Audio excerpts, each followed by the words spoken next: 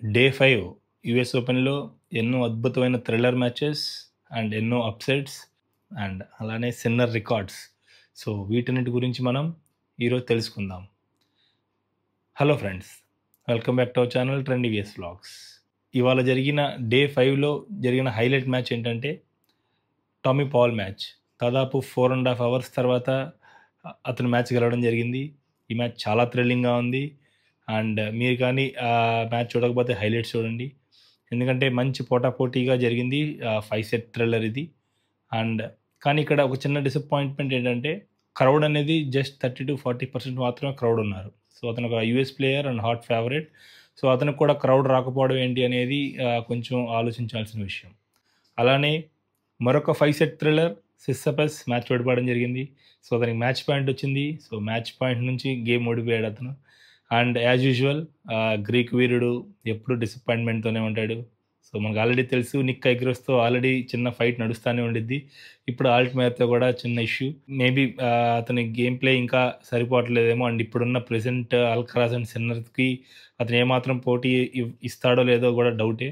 ఎందుకంటే ఈ మధ్య ఎప్పుడు ఏటీపీ 500 గానీ, 250 గానీ, 1000 గానీ అంత గెలిచిన దాఖలాలు కూడా ఏమీ లేవు. As a single hand, back hand ప్లేయర్‌గా ఒక ఫెదరర్ తర్వాత ఇంకొక ప్లేయర్ ట్రోఫీ అందుకుంటే బాగుండిద్ది అని చెప్పి ఒక చిన్న ఆశ. అలానే 9 సీడ్ కచెనోవ్ 5 సెట్ థ్రిల్లర్‌లో మ్యాచ్ ఓడిపోవడం జరిగింది. Day 5 is for single hand back hands అని షప్లోవా అండ్ ముసటి మ్యాచ్ గెలవడం జరిగింది.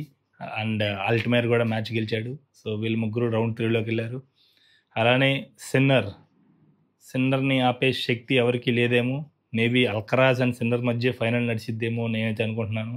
వీళ్ళిద్దరిని ఆపగలిగే వాళ్ళు ఎవరైనా ఉన్నారు అంటే అది సాషా జెడ్వరేవ్ ఆర్ బబ్లిక్. సో, బబ్లిక్ అంటే షాక్ అయ్యారా? ఎందుకంటే బబ్లిక్ ఉన్న డిఫరెంట్ షాట్స్ అండ్ అతని ఉన్న గేమ్ ప్లేకి ఎవరినైనా బోల్తా కొట్టించగలడు. తనదైన రోజున బబ్లిక్ ఎవరి మీదైనా గెలవగలడు. So, let's see. So, Bublik maybe top సీడ్స్‌కి ఎవరికైనా షాక్ ఇచ్చి ఈసారి కప్‌ని కైవసం చేసుకుంటాడా అనేది చూద్దాం మనం.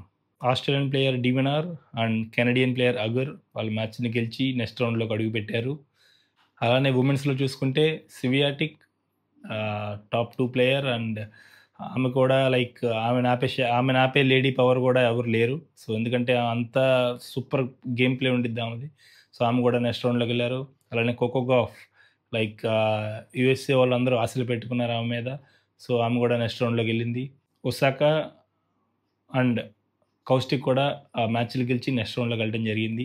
డే 6 సో, డే 6లో రౌండ్ 3 మ్యాచ్‌లు జరుగుతున్నాయి. సో, అందరూ ఎదురు చూసే మ్యాచ్ రాడికునా మ్యాచ్ ఉంది. సో, ఈ మ్యాచ్‌లో తను మళ్ళీ రెడ్ డ్రెస్‌లో తన విజయాలను కొనసాగించిద్దా లేదా అనేది మనం తెలుసుకుందాం. సెబలెంకా అండ్ ఆండ్రీవా కూడా మ్యాచెస్ ఉన్నాయి.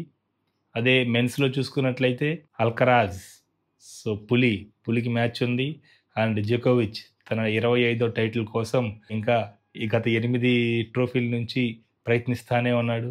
అతను కూడా రౌండ్ 3 మ్యాచ్ ఉంది ఇవాళ.